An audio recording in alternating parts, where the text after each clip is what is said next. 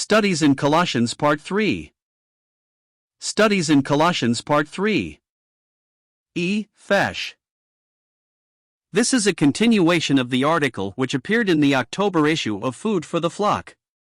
The first of these studies, by Bro Fesche, was printed in the September issue. The continuation of these studies demands that we finish an examination of the section with which the author was dealing at the close of the last insertion. 3. The worship of an invented spirit, v. 18. This verse is easier read in the Revised Standard Version. We do know that Gnosticism was at work in Colossae. This sect, willing enough to embrace Christianity as contributing so much toward Gnosticism's supposed superior knowledge and sanctity, did not accept Christ as preeminent. They interceded through intermediary angels. This was more self-abasing than going immediately into the presence of God through Christ. There is also the suggestion of invoking the spirit world by intruding into those things which he hath not seen. It was a denial that Christ was all in regards to knowledge.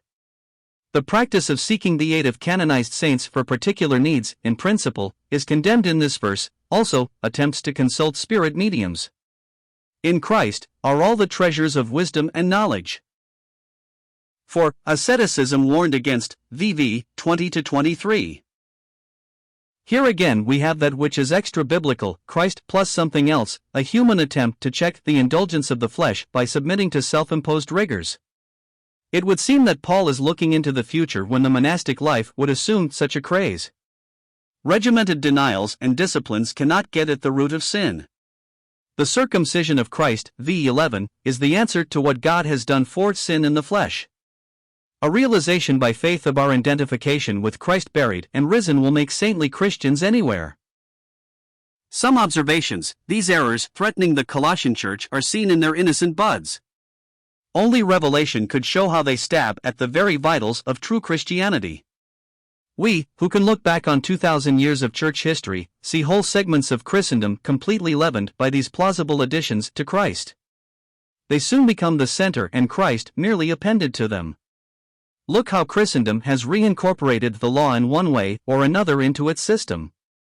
Do what you can with the 10 Commandments and then look to Christ to make up any shortcomings.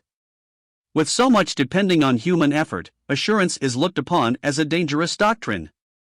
Other persuasions see only slight modifications between the temple of the Old Testament and a church filled with ritual in this dispensation. The inspiration to worship is gathered from the architecture, incense, and colorful priesthood. Such shadows do not reach the conscience. They are not after Christ. Religion instead of Christ has been developed, something in which an unconverted man can participate and enjoy. A far cry from what Paul means when he says, "For we are the circumcision which worship God in the Spirit, and rejoice in Christ Jesus, and have no confidence in the flesh." Phil 3:3. All true revivals have essentially been returns to Christian simplicity.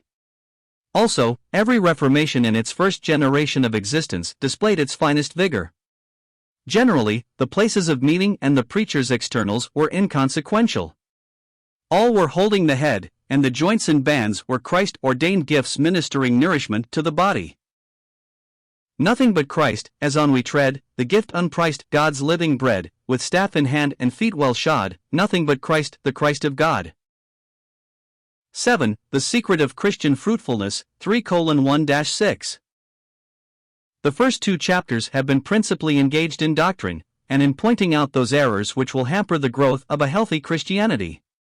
In the portion now before us, we see what good doctrine produces, or should produce. Truth stirs to activity. Divine knowledge leaves no man stationary. Objective truth leads to subjective living. True Christianity filters down to the most ordinary things of life. It does not take us away from them as does monasticism. Let every man abide in the calling wherein he was called, 1 Corinthians 7 verse 20, says the inspired word. If ye then be risen with Christ. The if here is not a suggestion of doubt, perhaps the use of the word since would better convey the meaning. Every believer is risen with Christ. Consequently, we are to seek the things above.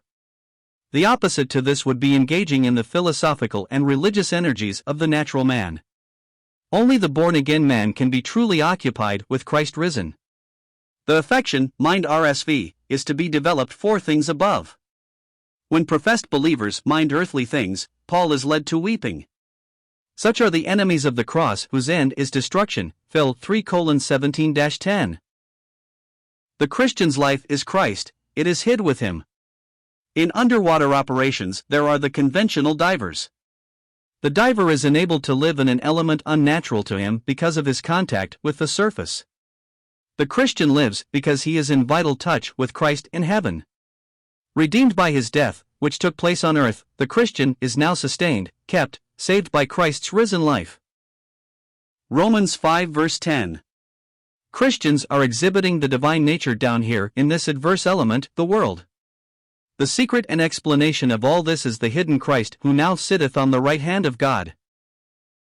Soon that which is only known to faith will be displayed to the world. Christ will appear with his own glory. Since here we learn that we are to return with him, it is natural to conclude he must first come for us, 1 Thessalonians 4 verses 16-17. So the coming in Colossians is the return to the earth. When he shall come to be glorified in his saints, and to be admired in all them that believe, 2 Thessalonians 1 verse 10. Oh, give thy servant patience to be still, and bear thy will, the faith to venture wholly on the arm that will not harm, the wisdom that will never let me stray out of thy way. The love that now afflicteth, knoweth best when I should rest. When obstacles and trials seem like prison walls to be, I do the little I can do, and leave the rest to thee.